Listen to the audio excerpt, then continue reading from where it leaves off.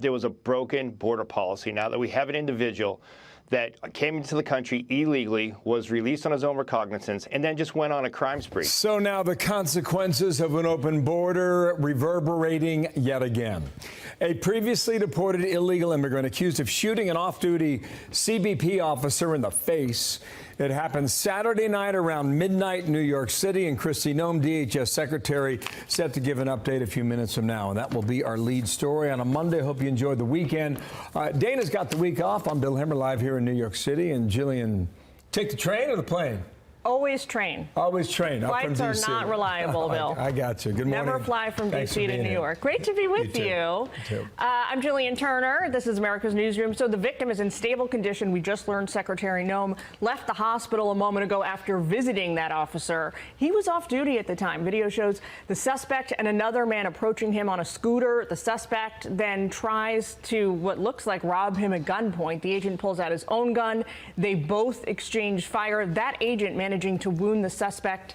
His accomplice, though, still at large. So the suspect in custody is from the Dominican Republic, previously deported, but re-entered the U.S. under President Biden in 2023. We have heard that before.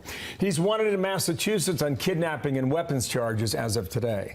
So CBP Senior Advisor Ron Vitello is here, but first let's go to CB Cotton. She's in New York City. Hi, CB. Hi, Jillian. This case has the attention of the White House. As you said, this morning, DHS Secretary Kristi Noem visited the off-duty CBP agent who is now recovering in the hospital. And in a matter of moments, we expect her to give an update here.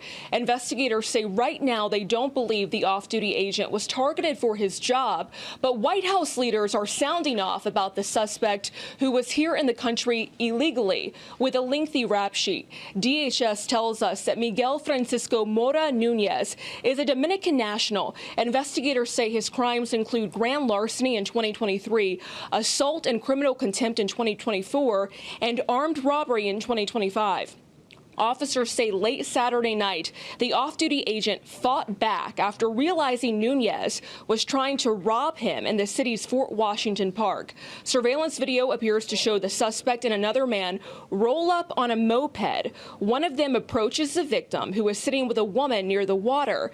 There's a scuffle, and right after, that's when it looks like the gunfire takes place. The off-duty agent was shot in the face and arm and is now communicating with hand gestures. City leaders say the case reeks of the country's once broken border. The point that we're making here is this should never have occurred. We need thoughtful change to our sanctuary city laws in this city that protects our New Yorkers. This person here, Miguel Mora, is the poster child for what is wrong with sanctuary city status in New York City. And this morning, investigators say the search for the second suspect continues. Back to you. All right, CB Cotton in New York for us this morning. Thank you. Want to bring in a senior advisor for the Customs and Border Patrol, Ron Vitello. Ron, welcome back and good morning to you. Let me read a true social over the weekend, then I'll let you tell us what we need to understand about this awful incident on Saturday night. So the Democrats have flooded our nation with criminal invaders, and now they must all be thrown out, or in some cases immediately prosecuted, and that we cannot take a chance that they are able to come back. That's how evil and dangerous they are. Ron, what happened in this case? Well, obviously, this off-duty Customs and Border Protection officer, we're praying for his speedy and uncomplicated recovery. We're glad that the Secretary and other leadership got to visit with him today. But this is an example of the destructive policy of sanctuary cities and a lawless, chaotic border that we suffered with under the Biden administration. What's important about this now is that if he was apprehended before these heinous crimes and sent back, it's very hard to cross the border today. If you do cross the border, you will likely be apprehended. You will mostly be prosecuted, and you will be removed very quickly from the United States. Ron, that's the problem here the policy is of President Trump. He was in custody and he was released into the United States yet again. I mean, how many times are we going to report on a story like this?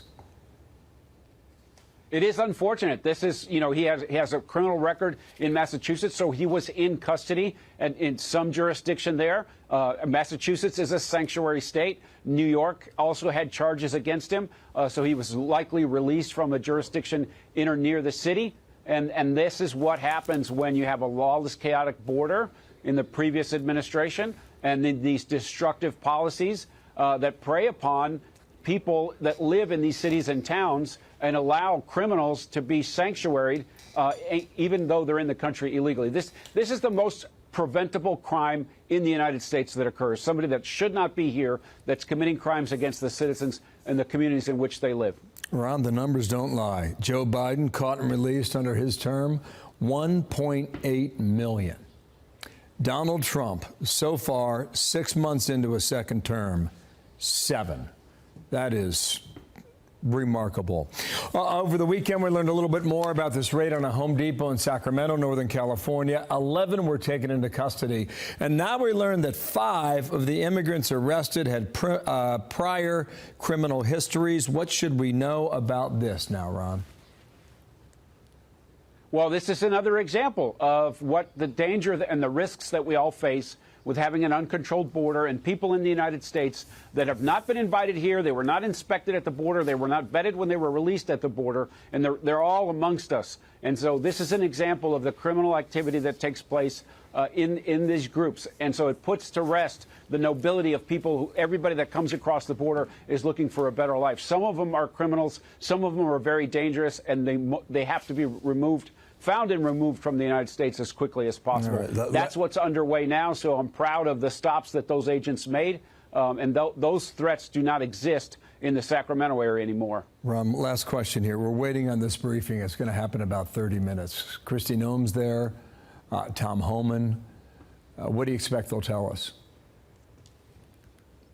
Well, I think they're going to reiterate that we want the officer to recover, and then point out the example of the dangers that we're all in because of these sanctuary policies and the chaotic border, which doesn't exist. The nonsense at the border is over, so we should all take heart in that. But now's an opportunity for us to expose the lie that coming across the border illegally and being released in the United States, it's just a terrible policy. And you marry that with sanctuary cities, and then it's just a problem for all of us that live here. 1.8 million versus 7. Ron, thanks for coming on. We're waiting that briefing, and we'll bring it to our viewers live when it begins. Thank you, sir. Ron Vitiello, thanks. So, Secretary Kristi Noem, DHS, is about to give an update right here in Manhattan. She's going to be at One World Trade along with these other officials here. There's Tom Homan seen on the right-hand side. An agent right here in New York City, major security incident shot over the weekend. Whole lot of eyeballs on this to follow what is coming next here in New York City and across the country. Sorry, Jillian. The agent hit in the face and the forearm, transported to a hospital, currently in stable condition. This is Kristi Noem. Let's go ahead and drop in as it begins. Good morning, everyone. I'm Kristi Noem. I'm the Secretary of the Department of Homeland Security, and we just recently, in the last couple of days, have had one of our own that has been attacked and has been harmed and dangerously by violent criminals that have been run loose here in New York City, but also in this country, as a result of sanctuary city policies and the policies of the Biden administration. I just want you all to know that we have our hearts and our prayers going out with our officer and with his family and his friends, and we'll be lifting him up in prayer for his quick recovery and his healing from this terrible tragedy that has befallen him. Listen, our officer was off duty on Saturday evening when him and his friend were attacked.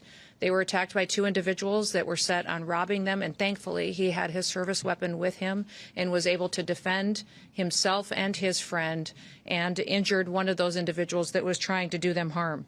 His quick action speaks to his tenacity and his excellence in training and skill, and because of that, one of the perpetrators was wounded in this interaction and was incarcerated when he came in to get medical treatment. One of the suspected attackers, the one that was injured, his name is Miguel Francisco Mora Nunez, a Dominican national that was entering into this country illegally back in 2023. He was then released back into this country by the Biden administration. Miguel Francisco Moro Nunez is and has a rap sheet that is a mile long. He was arrested. He was charged with grand larceny and also assault. The state of Massachusetts has an active warrant out for him for armed robbery with a firearm. He also has many other charges against him, such as kidnapping and witness intimidation. There's absolutely zero reason that someone who is scum of the earth like this should be running loose on the streets of New York City. He was arrested 4 different times in New York City, and because of the mayor's policies and sanctuary city policies, was released back to do harm to people and to individuals living in this city. Make no mistake, this officer is in the hospital today fighting for his life because of the policies of the mayor of this city and the city council and the people that were in charge of keeping the public safe. They refused to do so, and now we have the situation on our hand where someone who has dedicated their lives to protecting the public is now fighting for his own. I'm calling on every single mayor and sanctuary city and sanctuary governor to change their policies and to change their tactics right now. Their job is to take an oath to protect the public, to protect families that are out there every single day trying to provide for each other and to try to live the American dream, and they want to do so safely in their own communities. How many more lives will it take? How many more people have to be hurt and victimized before we have public safety be a #1 priority in some of our largest cities? When I look at what Mayor Adams has done to New York City, it breaks my heart to see the families that have suffered because of his policies. We can look across this country at other mayors. We look at Mayor Wu in Boston and what has happened there under her watch. What's happened in LA with the riots and the violence and the protests that have gone on because of Mayor Bass and what she has perpetuated. When you look at Mayor Johnson in Chicago and how devastating it is to live in that city and some of those poorest communities, how they suffer every single day with the violence that's in front of them, just because these individuals are protecting criminals. They're protecting criminals who go out and murder, rape, rob. They perpetuate violence on our children. They traffic them and drugs and damage this country every single day under the protection of sanctuary city and governors who put in place these policies that allow them to perpetuate these crimes with no consequences. What I would say is today, my hope is that this would wake up these individuals, and they would recognize that they can't keep letting these dangerous criminals go free. They can't continue to let these individuals be brought in for crimes they're committing against the public and then releasing them right back onto the streets with no consequences whatsoever. Fortunately for us today, our officer survived. He survived. He's going through a very difficult time, and I would ask that you respect him and his family and his friend who was with him and what they have gone through.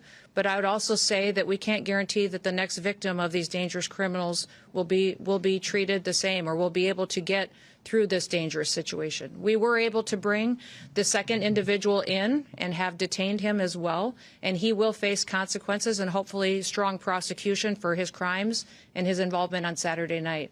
But my hope is that we can continue to, when ICE is out in our communities and they're lodging detainers against individuals that are in this country illegally perpetuating crimes, that we would have a city like New York City start to honor them and allow us to bring these criminals to justice, allow them to get them out of our communities so that they can't continue to hurt people like we saw on Saturday night.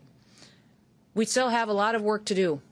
We've seen violence against our officers go up over 830% just in recent days because of the rhetoric out of politicians and the rhetoric out of individuals who are letting this victimization go on and on against the public. So I would call on everybody today to recognize what can happen, how in one moment someone's life can change, their whole family can change.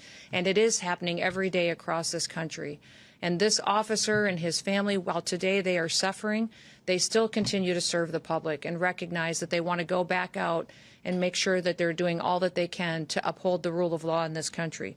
We're doing everything in our power to make sure that our officers out on the streets have the equipment and the training and the resources and the backup that they need to do their jobs, but they should never have to deal with an individual who was arrested 4 different times for violating the law and then released. And that individual was released on the streets of the city because of Mayor Bass's policies and because of his city council's policies and because of politicians who talk big and then people get hurt. People get hurt, and in many cases they end up losing their lives. Let's hope that that's never true and that today is the day that those policies change and people get the courage to make sure they're making the decisions that actually do protect people going forward. We're going to bring the perpetuators of violence to justice. President Trump has promised that for the American people, and he's going to follow through on it. I'll do all that I can, and I'm so grateful to have partners like Rodney Scott with me from Border Patrol and Protection, and also with Tom Homan as the border czar. We'll continue to work to make sure that we're dealing with the violence that we see on our streets, but we also recognize that here in these sanctuary cities, it's much more dangerous because of the politicians who aren't taking responsibility for what they're doing. They're setting the American people up to become victims of crime, and it has to stop today. I'd ask you all to keep our law enforcement officers in your prayers, their families, as they face the environment that they do every day while they do their job. This officer wasn't even on the job. He was out enjoying a beautiful evening with a friend of his and was a victim of crime, and it ended up with him mortally and seriously wounded, and he is going to, because of the great care of the doctors that are taking care of him today, pull through. But our prayers are going to be with him and his family as they work their way through this situation. With that, I will turn it over to Rodney Scott, who is the Commissioner of our Customs and Border Protection. Thank you for being here. Thank you, Madam Secretary, for all the support that you've given us and the support you're showing our officers today and the comments that you just made. My name is Rodney Scott. I'm currently the Commissioner of United States Customs and Border Protection.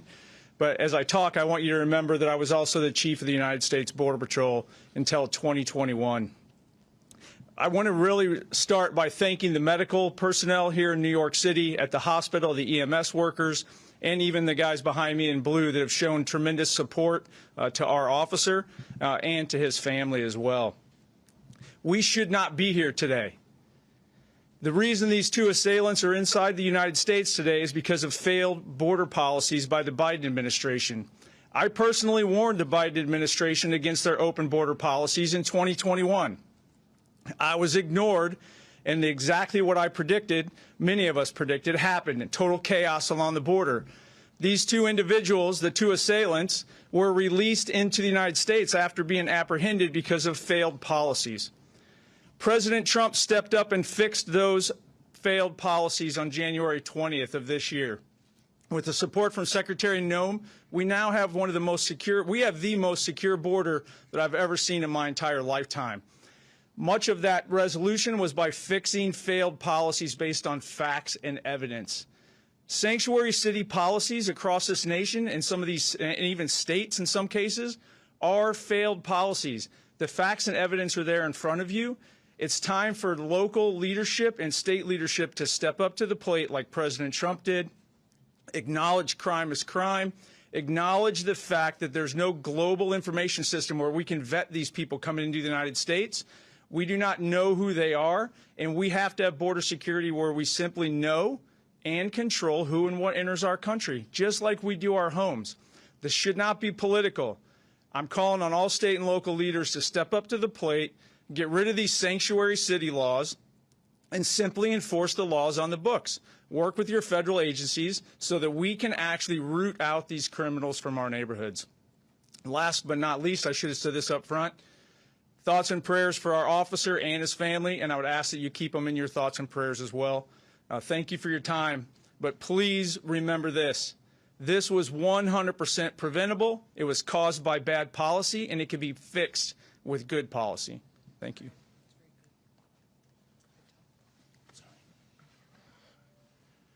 I visited the officer last night.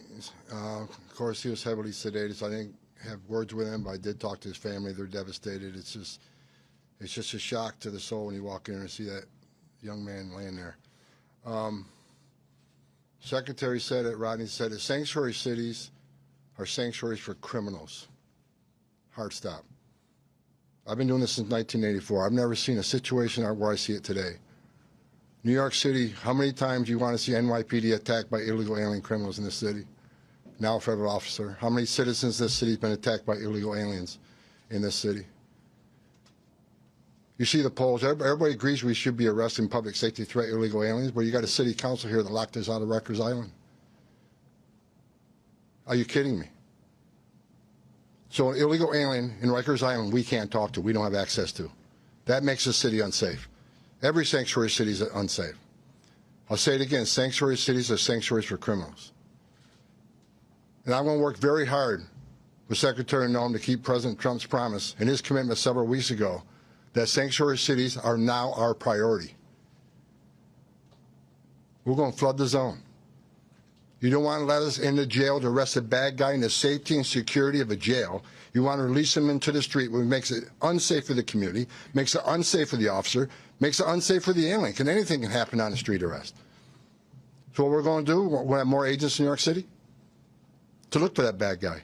So sanctuary cities get exactly what they don't want, more agents in the community and more agents in the work site. If we can't arrest a bad guy in the safety and security of the county jail, then we'll arrest him in the community, and we'll arrest him in the jail. And when we arrest him in the community, if he's with others that are in the country illegally, they're coming too. Sanctuary cities are sanctuaries for criminals. President Trump is not going to tolerate it. And I'll work every day with Secretary Noem to make sure we get as many bad guys, illegal aliens out of this country that we can. And I want to say one more thing.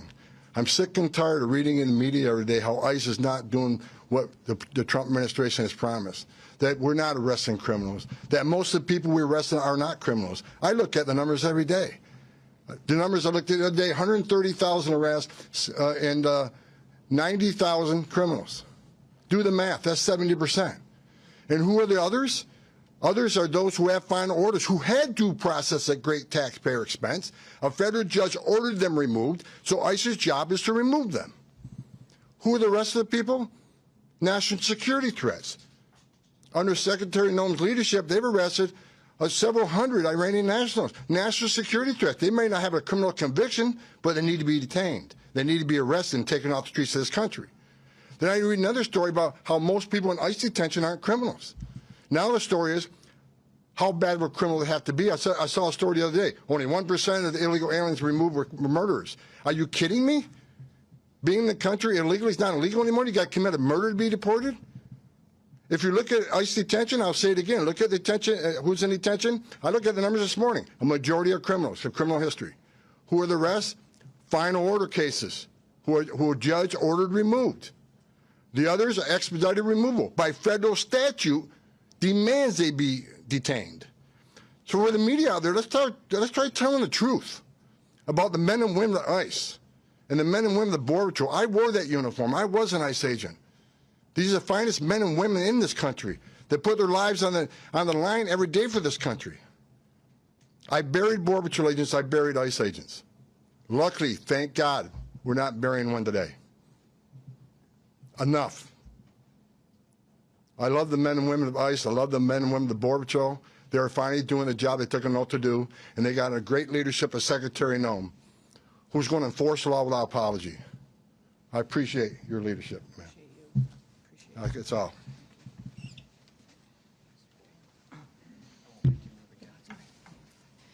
Good morning. Diane Sabatino, Acting Executive Assistant Commissioner, Office of Field Operations. First, I certainly want to express my heartfelt thanks to Secretary Noem, Commissioner Scott, and Border Czar Homan for the incredible support they've demonstrated for the New York Field Office of Field Operations the last couple of days. You know, it is a tragic scenario to get a phone call about an officer, any CBP, Customs and Border Protection employee that's injured in the line of duty. It was even more tragic, this individual off duty. You know, they picked the wrong guy in this particular case, two assailants, you know, just a crime of opportunity. Unfortunately, and I apologize, I'm a bit overwhelmed. I saw the officer this morning, and having met him before and seeing how challenged our officers are in taking care of each other during this hard time. But just to get back to what I was saying, they picked the wrong individual to try to rob. And thank God, when we invest in our CBP officers, we invest in training, we invest in vigilance 24/7.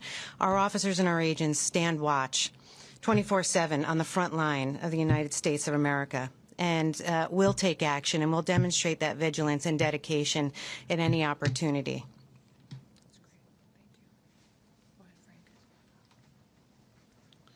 Morning, everyone. My name is Frank Russo. I'm the Director of Field Operations for U.S. Customs and Border Protection in the New York Field Office. We sit on a historical site. This building, One World Trade Center, sits on the very footprint of our old custom house. We were here from 1973 until 9/11.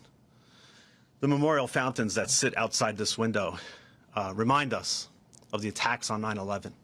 We have employees who were here for the first attack in 1993. They were here for the attack on 9/11, and they're back again. Our officer who was attacked on Saturday night embodies all the courage and resiliency of all our employees in CBP who are here in the New York field office. And our hearts are with him and his family as he recovers. And we ask that you all pray with us for his quick recovery. These acts, as the Secretary, Commissioner, Assistant Commissioner, Mr. Homan mentioned, should not have happened. And we need your help to make sure that they don't happen again. We thank you all for being here. I want to thank the Secretary, Border Czar Homan, Commissioner Scott, Assistant Commissioner Sabatino, and our partners at HSI and ERO for supporting us during these difficult times. Thank you, everyone. Again, we want to continue to lift up this family and our officer in our prayers. We're thinking of him and had the opportunity to visit with them this morning. They're doing well, but they do appreciate the outreach that they've had from the city, from all of the different agencies, the nonprofits that have reached out and have been willing to help them and walk alongside of them. But they also recognize, when I asked them if there was anything that they needed, they said, go after these criminals. One of the things he would have appreciated the most is if you doubled down on these bad guys that perpetuate crimes like these and even use these mopeds to commit their crimes and are well known for using them throughout the city to go out and to rob poor innocent people who are out enjoying an evening on the town with their family members. So we will continue to take that encouragement to go after criminals in this country, and especially those who have perpetuated acts like this that shouldn't be here and should never have been here. I want to remind you that this individual had been arrested 4 different times before this act happened on Saturday night. Arrested and released again and again and again.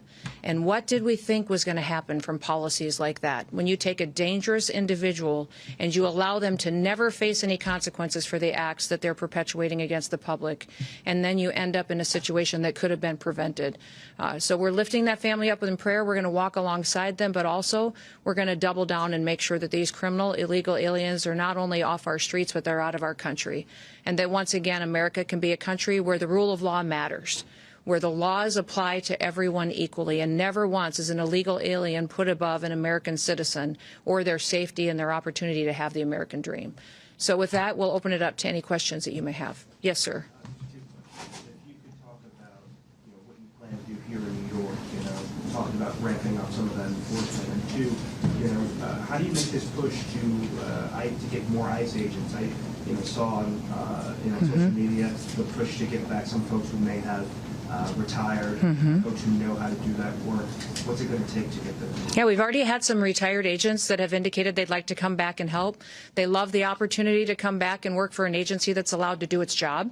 Under this administration, President Trump is allowing our ICE and our CBP officers, our law enforcement officers, to do their jobs again, and that's reinvigorating them and their desire to want to be a part of a team where someone's got their backs.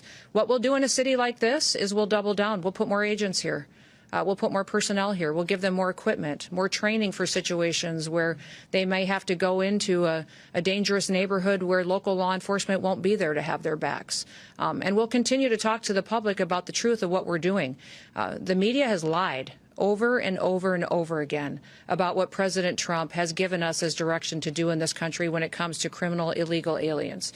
We have prioritized them. They are our targets. We're going to go after those individuals that are perpetuating crimes in our country and remove them and get them out and have them face consequences for what they're doing.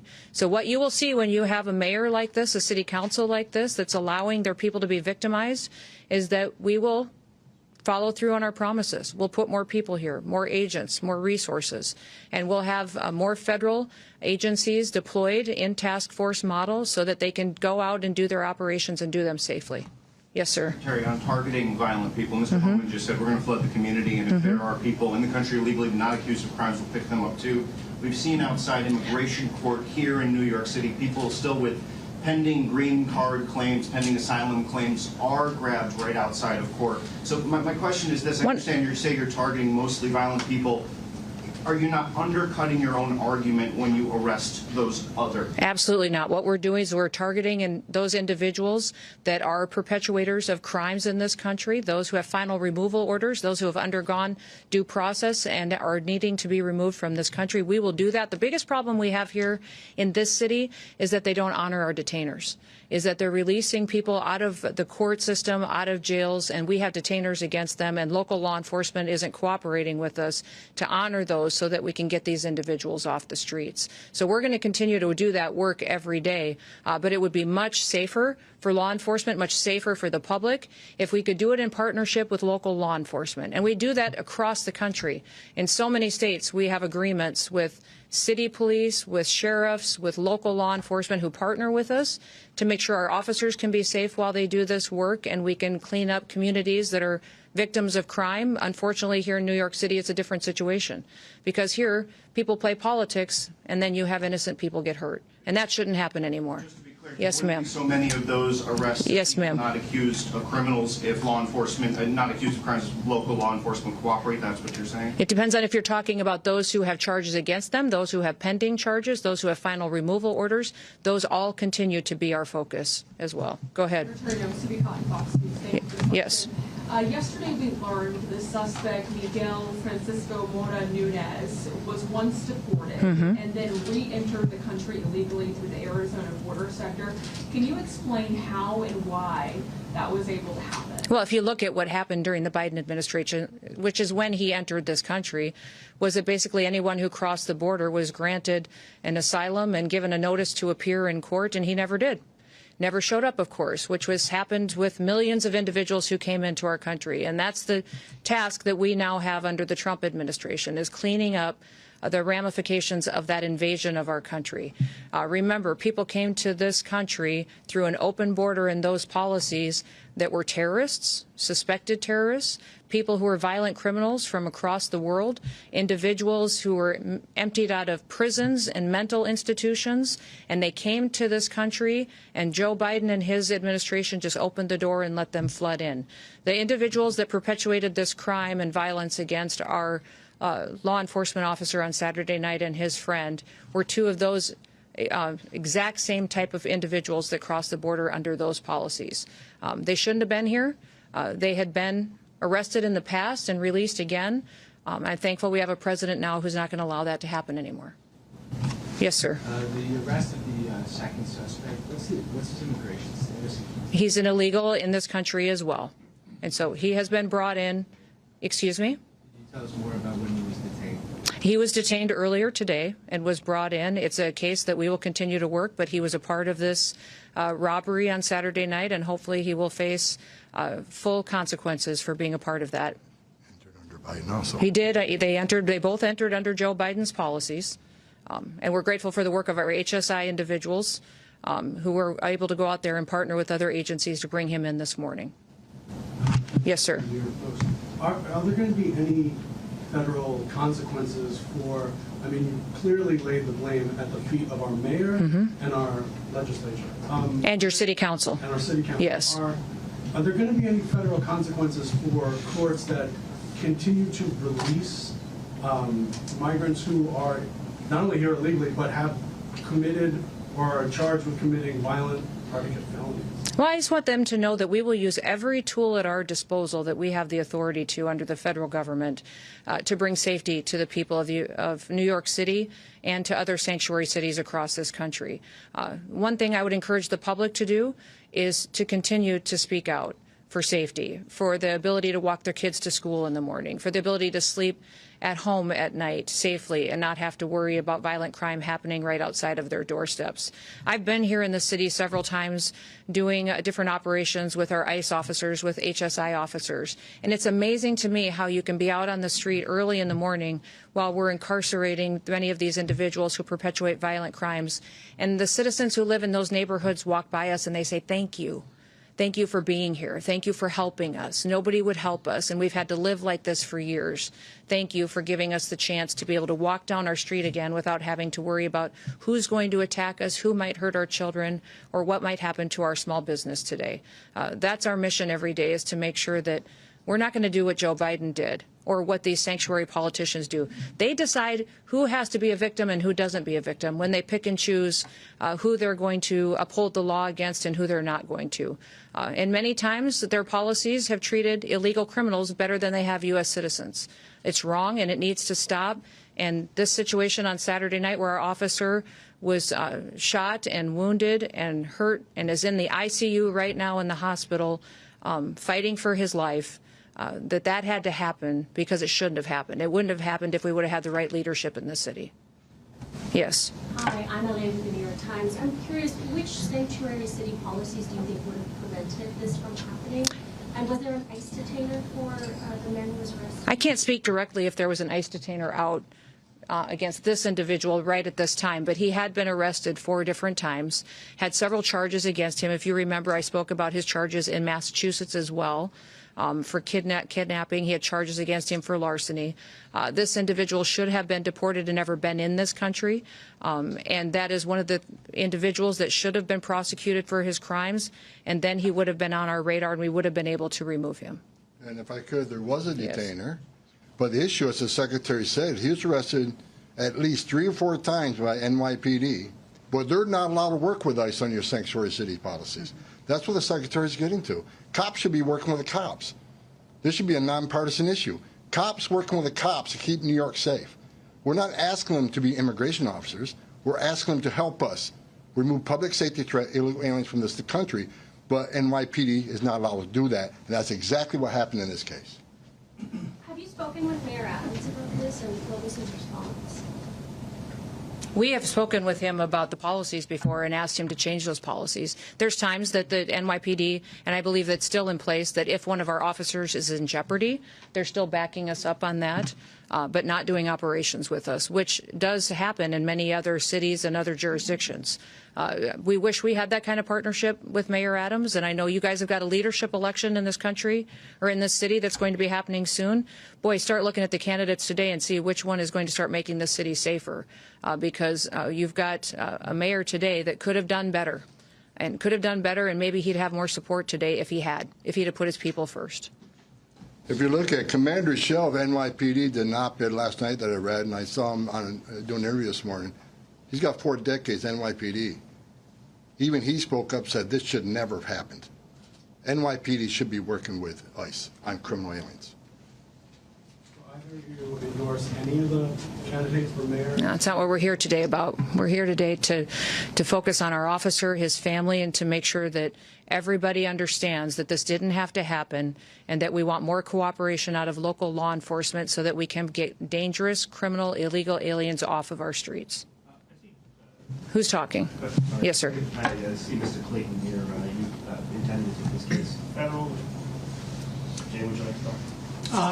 Let me say 2 things. This has been a remarkable press conference, just for the seriousness and the tone by which these officials are addressing this Border Patrol agent off-duty, shot in the face around midnight on Saturday night. A couple of things we learned, Jillian.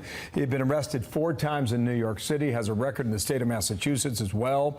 The other suspect, there were 2 of them on that moped trying to commit this robbery. That's right. He has since been arrested.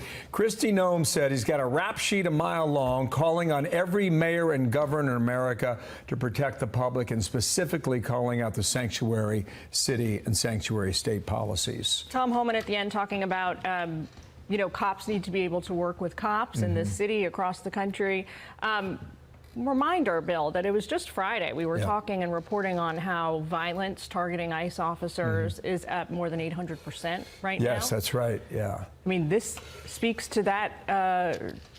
This is a sort of anecdotal evidence of that statistic. So the agent's name, terrible. agent's name has not been released. He's being treated. He's in the ICU as we speak, shot in the face, and a remarkable moment, because you could sense that they were stunned by the fact that he survived this, which is the best news of all for the moment. By phone now, Chris Clam, retired Chief Border Patrol agent. Sir, you've been watching and listening to your reaction to this news. Hello.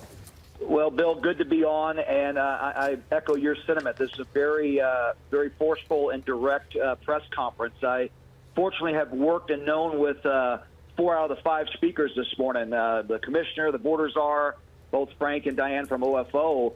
And, yeah, you could tell that the fact that this officer survived is something that's weighing heavy on them, but also a sense of pride because they're surrounding him and supporting his family. But I couldn't have said it better than the secretary when it comes down to we need to end these sanctuary policies.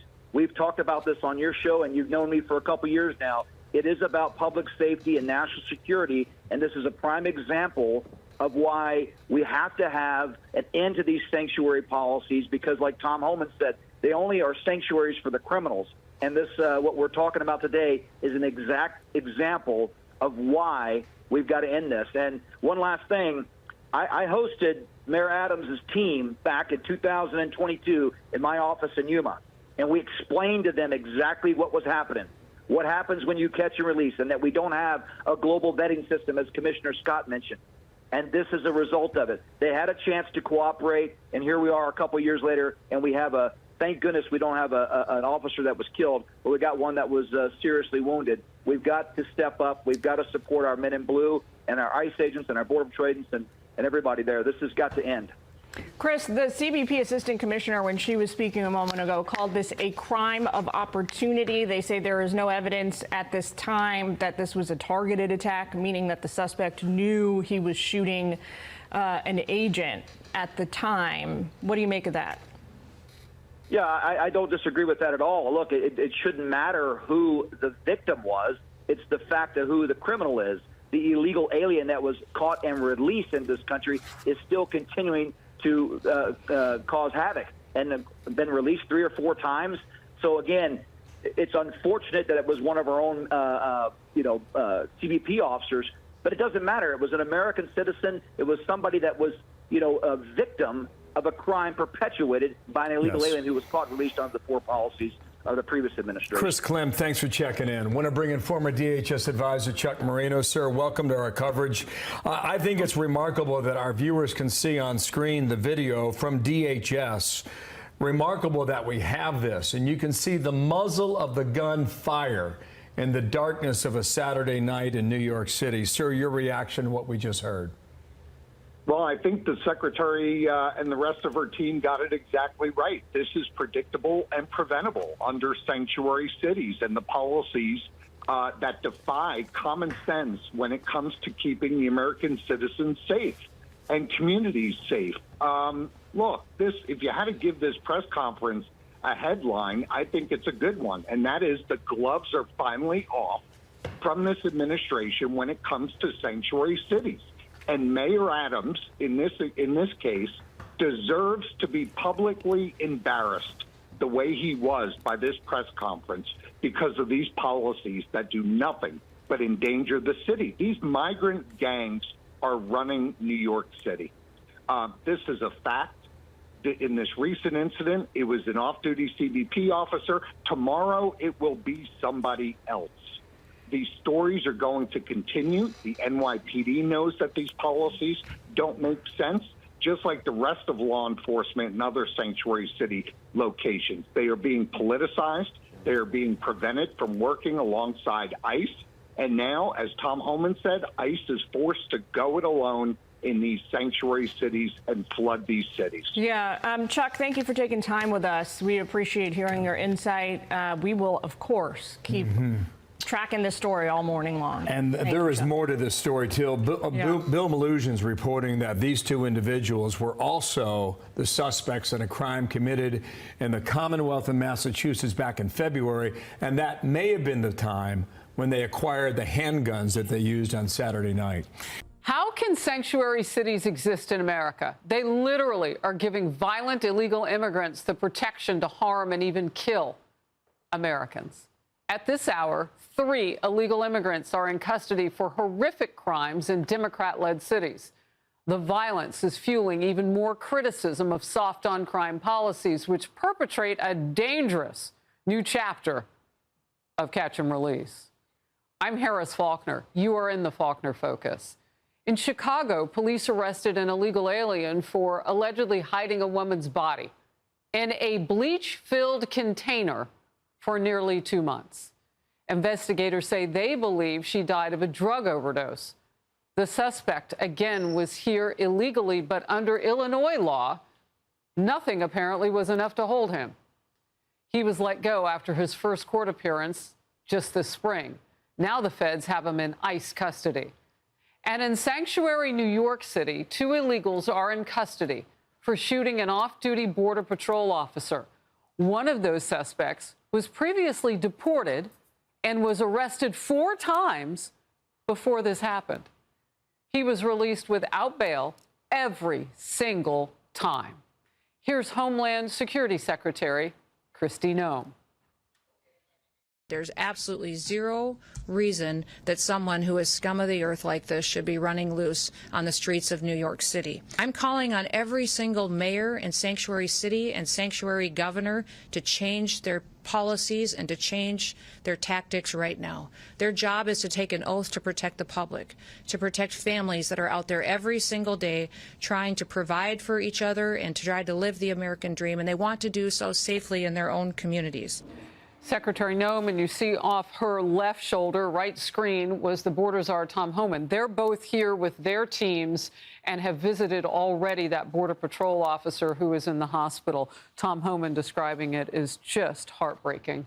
Well, President Trump is summing it up this way. Crime in American cities started to significantly rise when they went to cashless bail. The worst criminals are flooding our streets and endangering even our great law enforcement officers. It is a complete disaster and must be ended immediately. The New York Post cover today. Land of the free, referencing a criminal illegal.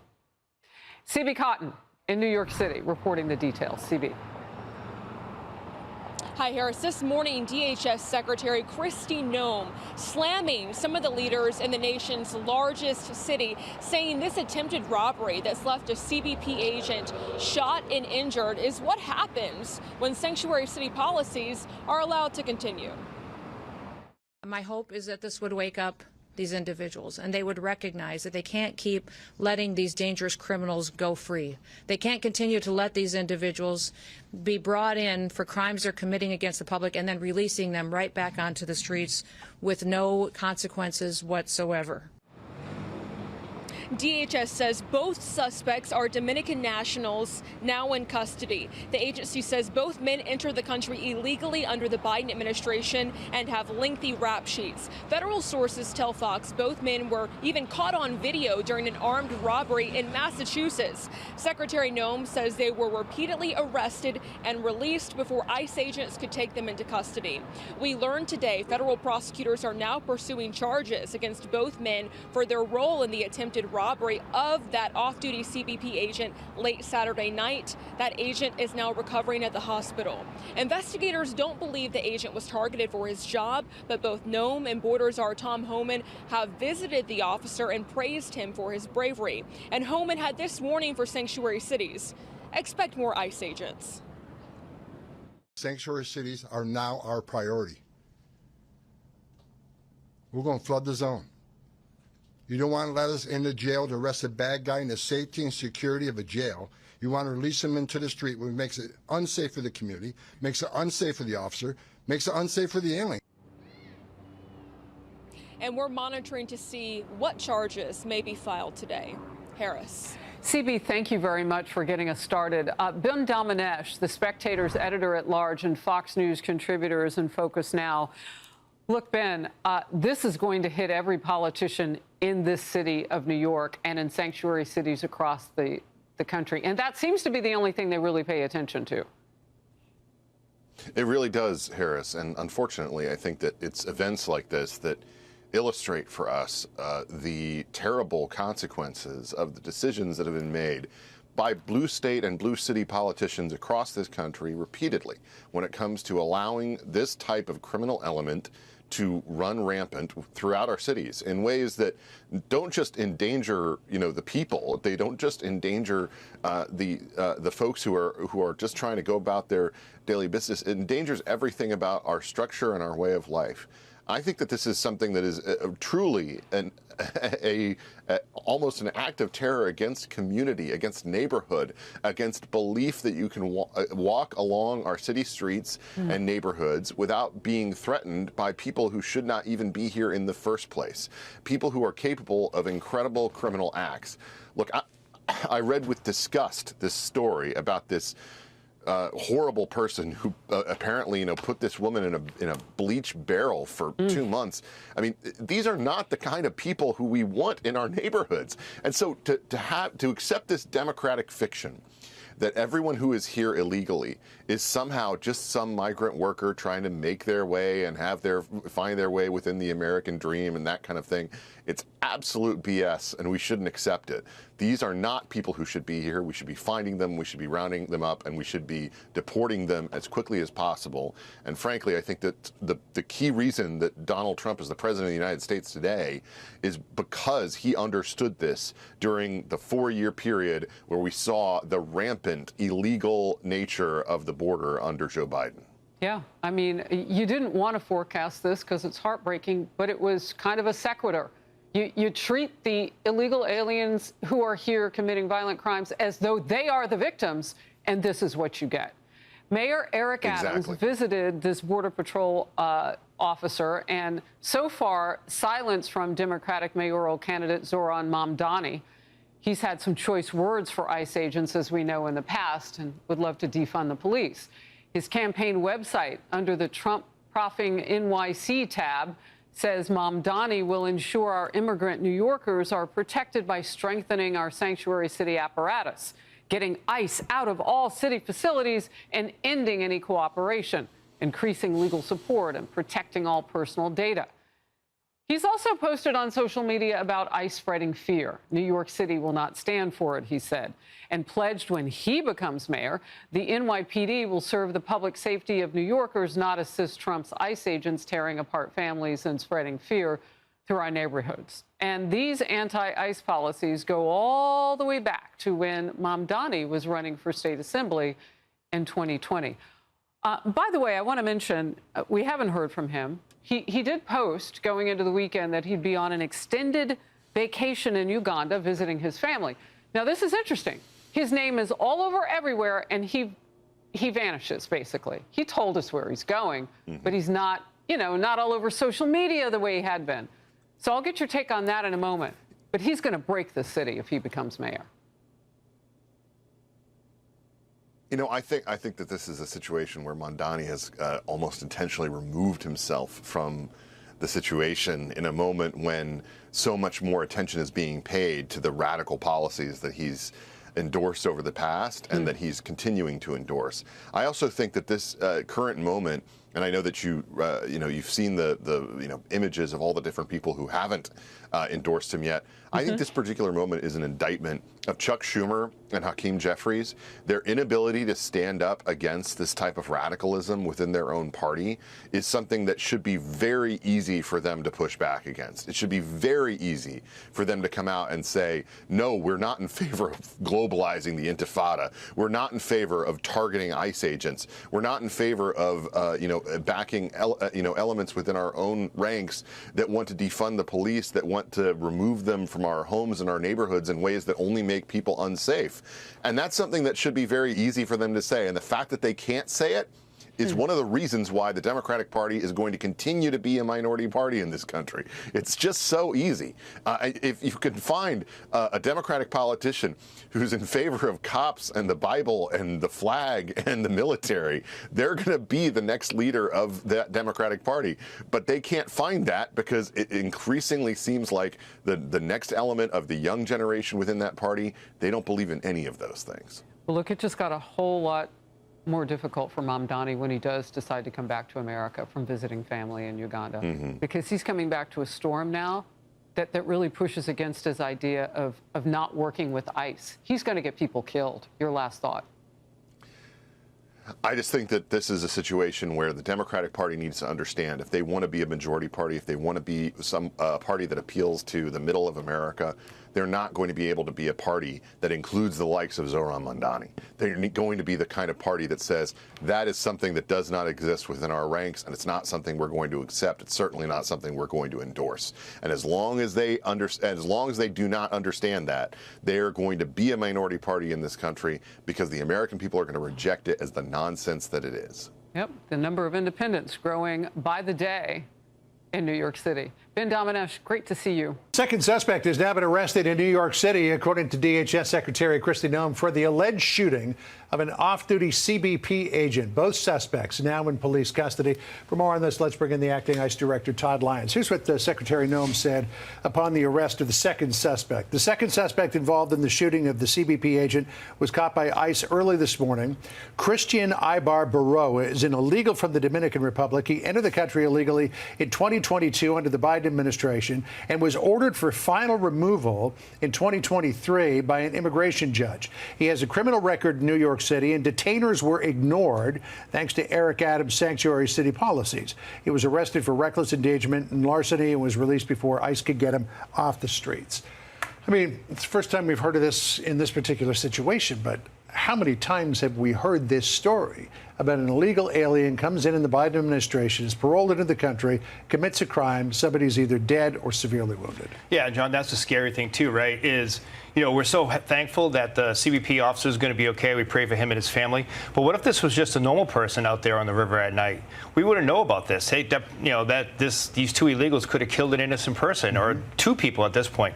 There were so many gotaways and so many people let in under the last administration that didn't come here for a better life. And we see that now. Both these individuals have such a large criminal history, and they've been encountered so many times by local law enforcement that this accident or this incident should have never happened. Should never have happened. Secretary Noem drove home that point earlier today during the press conference upon the arrest of the first suspect. Listen to what she said. He was arrested. He was charged with grand larceny and also assault. The state of Massachusetts has an active warrant out for him for armed robbery with a firearm. He also has many other charges against him, such as kidnapping and witness intimidation. There's absolutely zero reason that someone who is scum of the earth like this should be running loose on the streets of New York City. But because of sanctuary policies, he is. And the question is, Todd, how many thousands or tens of thousands of other folks just like him are out there? That's just it, John. We don't know. And that's, you know, I'm so happy that Secretary Noem flew up there right away to check on the officer and to have this press conference, because she knows this is the huge problem for us, these sanctuary jurisdictions. There are so many criminal aliens that are encountered daily by local and state law enforcement that just aren't, you know, being turned over to us or just letting us even be notified that we can take action. These incidents are all preventable. ICE could be removing a lot of these criminal aliens that have final order deportations like these two men, yet we're not being notified. We're not being allowed to do our law enforcement mission. So the former first son, Hunter Biden, is weighing in on immigration in an interview with a YouTube channel called Channel 5. He said, quote, all these Democrats say you have to talk about and realize that people are really upset about illegal immigrations. F you. How do you think your hotel room gets cleaned? How do you think you have food on your effing table? Who do you think washes your dishes? I would pick up the phone and call the effing president of El Salvador and say, you either effing send them back or I'm going to effing invade. It's an effing crime what they're doing. He's an effing dictator thug. Your reaction to that? That's just idiotic. It's dumb. You know, to make comments like that is crazy, because under the last administration, those are the problems we have right now. Under these former administrations, President Obama, President Biden, it's made illegal immigration common in the commonplace. And that's just not the case. Not only are they stealing jobs from American hardworking citizens, but American taxpayers have to pay so much for a lot of these illegal aliens that have come here to commit crime. And to take a stance like that is totally unacceptable. We need to have a strong stance on immigration. And then we see what's happening with your officers, ICE, CBP, others who are associated with you in these enforcement actions. And we think back, because you've been at this an awfully long time. And in the Obama administration, you were telling me offline that you actually arrested more in the Obama administration than you're doing now. I've had the privilege to serve for 4 presidents, and this is the first time we've ever met such resistance, where we have elected leaders calling for violence and harm to ICE officers and agents, law enforcement personnel, and their families. It's unacceptable. People should realize, elected officials and the left that have this crazy rhetoric, we're just doing a law enforcement mission. But just let me come back to that point. You said that you effected more arrests during the Obama administration than during the Trump administration. Yet there wasn't this enormous hue and cry. No. And nobody was doxing the police officers, law enforcement. Nobody was out there in the streets protesting. No, and it's all against President Trump and what he's trying to do to keep America safe. If you link back to then, you didn't see ICE agents in masks. You didn't have to worry about ICE agents being doxxed. We didn't have sanctuary cities rampant like we do now. Yet to fit the political agenda, people are focused on the law enforcement mission of ICE, and it's just not right. We are keeping Americans safe. We're making America safe again. Todd, great to catch up with you. Thanks for dropping by. With that, we bring in White House Press Secretary Caroline Leavitt. Caroline, welcome. Good to have you here. Obviously, you're 6 months in to working for this administration in the White House, the president now there for 6 months, and lots of headway made on immigration. But boy, these situations just continue to happen in these major cities. Caroline, what's the president's reaction to this? Well, that's right, Martha. And the president and the entire White House are praying for this brave Customs and Border Patrol agent and his family as he is currently fighting for his life in the hospital. You saw the Secretary of Homeland Security and our White House border czar, Tom Homan, who were on the scene in New York today and held a press conference to speak about this tragedy that took place over the weekend at the hands of yet another illegal alien invader who was allowed into our country and released by the Biden administration, and then was released again at the hands of state and local officials. And this is exactly why President Trump was elected into office with an overwhelming mandate to secure our homeland and to move forward with the largest mass deportation operation in American history. We must remove these public safety threats from our communities. That's exactly what the Trump administration is doing. That's exactly why the One Big Beautiful Bill was signed into law, to give ICE and Customs and Border Protection, who put their lives on the line every day to protect our homeland, more resources to secure our communities. And this is just, unfortunately, another tragic example of the failed open border policies of the previous administration. You know, Caroline, we have not heard from Mamdani, who is running for mayor in New York, and President Trump has basically indicated that he's going to stay out of this, at least for now, this mayor's race. But he's a New Yorker at heart, and we know that he wants the city to be safe. Will he feel the need to speak out more forcefully and to endorse somebody in this race to try to keep Mamdani out? Well, the president reserves the right to weigh into the race if he chooses. He has weighed in with respect to saying that New Yorkers absolutely cannot afford to elect this communist who is running. And you mentioned he hasn't spoken out about a border protection officer being shot in the face in the city. Of course he hasn't, because he stands for open borders. He stands for allowing illegal alien criminals and criminals of all kinds to run free. He's talked about doing away with prisons. He's talked about and supported the movement to defund our police and the brave men and women in New York City and in every city across this country who put their uniform on every day to protect their fellow Americans and have a right to go home to their families every single night, just like any other law-abiding citizen in this country. That individual certainly would be a disaster for New York, but I think it's quite telling, Martha, that he was here in Washington, D.C. just last week, meeting with some of the Democrat Party's top elected officials, many of whom have endorsed him. The Democrat Party is fully embracing communism, and that's where we are in America today. Not this White House, not this president. This president is fully embracing common sense. He stands with our law enforcement. He demands law and order. He wants a secure border, a booming economy, and capitalism for all. Those are the values that America was built on, and those are the values that President Trump is going to protect. I just want to get a quick reaction from you to this, because it's getting a lot of attention today. And a year ago today, then President Biden dropped out of the race. And we're talking about immigration, you and I, right now. And Hunter Biden is incensed that there are some Democrats who are saying, we kind of get it now, that this was a major issue in the last election. Let's watch some of this and then get a quick thought from you on the other side if we can. All these Democrats say, you have to talk about and realize that people are really upset about illegal immigration. F you. How do you think your hotel room gets cleaned? How do you think you got food on your table? Who do you think is here by the sheer just grit and will that they figured out a way to get here because they thought that they could give themselves and their family a better chance. And he's somehow convinced all of us that these people are the criminals. Quick reaction to that, Caroline, before I let you go. Clearly, they've learned nothing from President Trump's overwhelming victory on November 5th. The American people want deportations. They want secure borders. That's why we've had the most successful 6 months of any administration. The president has delivered on his two core campaign promises: defeat inflation and secure the homeland in record time. Well, it's clear that Hunter Biden wants to tear down anybody who's trying to move to the middle on this issue. We're going to have more on that coming up. Caroline Levitt, thank you. Good to have you with us today. Thanks, Caroline. Martha.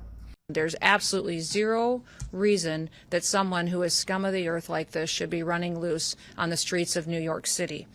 He was arrested 4 different times in New York City, and because of the mayor's policies and sanctuary city policies, was released back to do harm to people and to individuals living in this city. Make no mistake, this officer is in the hospital today fighting for his life because of the policies of the mayor of this city. Very direct criticism there. And with that, we bring in the NYPD Chief of Department, John Schell. Chief, good to have you with us. I know anytime any officer is injured in this city of New York, it pains you. But I want to start with what the DHS secretary said there. And she pointed the finger pretty squarely at Mayor Adams for the fact that this person's been arrested so many times and was still out on the street. What do you say to that, Chief? Well, first of all, sanctuary city laws have been in place for years before the mayor got into office. He inherited this. That's number one. Number two, he doesn't have the power to change the law. That's the city council. And he can't wave a magic executive order circumventing the law. He cannot do that. He has been steadfast in the last couple of years advocating to the council to change some of these laws as it relates to situations like this. He's also had his deputy mayor, Randy Maestro, try to open up federal units in Rikers, all federal units, to help out in this endeavor. And immediately they did that, they served a lawsuit on us. So he's trying to fix all that. And he's not like any other mayor in this country. And we notice he's a crime-fighting mayor. He's doing everything in his power in this situation over crime safety to help. He's dedicated more detectives to our federal task forces for criminal investigations than ever before. So a little bit of an unfair criticism, but those are the facts. Yeah, I mean, it feels like, given those facts, it's maybe better to go after these city councils in this situation because they have prevented Adams from trying to make these changes. He's a former police officer himself, but he has run up against a brick wall in his own city council, which is obviously very frustrating. How is this officer doing today? Can you update us on his condition, Chief? So I saw him yesterday, and thank God he's going to survive. And by the grace of God, the bullet went through his cheek and took out a couple of teeth, and the bullet still lodged in his neck. But he was heroic. And when you think about it, he was a Border Patrol officer, but he was a New Yorker enjoying the park, and he got preyed upon in a robbery. And thank God his tactics kicked in. He was armed, and he stopped this threat because we know in the city, and you said it earlier, we've seen this show over and over and over again the last couple of years. And these crews here, this 2 crew here, they did a robbery 5 minutes earlier in the same park. Right. And they were going to do more that night. So this officer but where did his job. So where he are the did police it well, officers? Were those robberies called in, and why weren't they taken into custody based on these robberies that happened that night? It also goes right back to Boston, where they, duct taped somebody and stole 2 weapons. I don't know if that was one of the weapons they used in this, but why weren't they taken off the street with these prior arrests? So to that night, we were responding to the first robbery, and by virtue of that, we were able to get the officer in a car quickly because an ambulance could not get down there. Those cops saved his life. In terms of Mora, he was wanted. Now, he was wanted for a robbery in December 24, a stabbing in January 25, both in the Bronx. Then he goes to Worcester County, Boston, does an armed robbery of a pawn store, steals guns and jewelry, has a car with stolen license plates from New York City. Then we don't hear from him until Saturday night. Lord knows he was doing it in the middle. But when we backtracked, there was a deportation order in effect November 6th. So when he gets arrested in November 30th, that judge did not have the option to detain him, because if he did, we're not having this conversation, and this federal officer is not shot. And the judge cannot say, I overrule this situation. They have some discretion. We're going to keep you in jail for the next few days. No judge does that. They cannot, through sanctuary city laws, entertain that detainment, if you will. And the charge that he was there for a violation of order of protection, bail could have been set at a small amount, but I don't know why it wasn't. Chief Shell, thank you. I know this is a frustration for you. Thank God the agent is going to be okay. But these people obviously on the street for way too long for anybody's taste. Thank you very much, Chief. Good to see you. My pleasure. Good to see you. We bring in DHS Assistant Secretary for Public Affairs, Tricia McLaughlin. Tricia, welcome. I mean, that honestly is a thing that strikes me the most, is that video. I mean, this woman has been suffering, and she went to the White House for this event. She got the president's ear for a few seconds, and suddenly this man is in custody. I mean, there's probably families across the country who would love to have that moment, but he followed through on it, and actually something did happen. Absolutely, Martha. President Trump is a man of his word, and he's a man of action. And keep this in mind, that this depraved individual was holding Megan Boss for over 2 months in a vat of bleach to dismember her body. This is while her family and her friends are desperately searching for her as she was missing. And after this illegal alien was arrested, less than 48 hours afterward, he was released. And because Illinois is a sanctuary state and Chicago is a sanctuary city, the police there were not working with our ICE law enforcement to lodge a detainer. And so this man, since April, has been walking the streets of Illinois free, terrorizing likely other people. And so J.B. Pritzker and the mayor of Chicago, these sanctuary city politicians, they have blood on their hands. They might not directly, but they are allowing these depraved individuals like this sicko to walk around our streets and terrorize Americans. You know, I spoke with ICE agents in Dallas earlier in the week. Here's what they said about stepping up the number of deportations, and they're going to have a lot of money to do it. Watch. Our pace has increased in regards to how the administration and how many people the administration wishes to remove, how many people they wish to have in custody, things like that. The situation changed drastically in reference to we are now arresting more people and holding more people in custody rather than just releasing them out into the street. So, Tricia, we know there was a July 8th memo that said nobody will be released. Once you apprehend someone on an immigration detention order, they will not be released. They'll be in custody. So you're going to need a lot of beds to do that. And $45 billion from the big, beautiful bill is going to help. How quickly do you expect to see these tent facilities go up? Where are they going to be? I know they're pushing back on this in New Jersey. This is an all-hands-on-deck effort in this administration. We're working hand in glove with the Pentagon and quickly getting up these facilities. You saw with Alligator Alcatraz how quickly Secretary Noem was able to work with Governor DeSantis and his team to get that facility up. So that detention bed space is key. As you mentioned, that big, beautiful bill is going to double our detention bed space. So that is key operationally, so we can really turbocharge those arrest numbers. But keep in mind, Martha, and the American people should know, 70% of those illegal immigrants who we've arrested under this administration have either prior criminal charges pending or they have criminal convictions. So we are getting the worst of the worst out of this country. Yeah, you know, in terms of how quickly that can happen, there's a lot of pushback in New Jersey. They don't want you using military facilities for detention facilities. Just a few seconds, Tricia, but can you address that? We have the highest standards for detention bed spaces in the United States, so we will make sure that our detention spaces meet proper qualifications, and that might be using Pentagon spaces. Okay. Tricia McLaughlin, we heard that from the ICE agents as well who deal with these spaces. They said that they are sanitary and that people are well taken care of. Obviously, it's a tough place to be, but you got to meet the standards. Tricia, thank you very much. Thank you. Tricia McLaughlin, good to see you. Hey, Sean Hannity here. Hey, click here to subscribe to Fox News YouTube page and catch our hottest interviews and most compelling analysis. You will not get it anywhere else.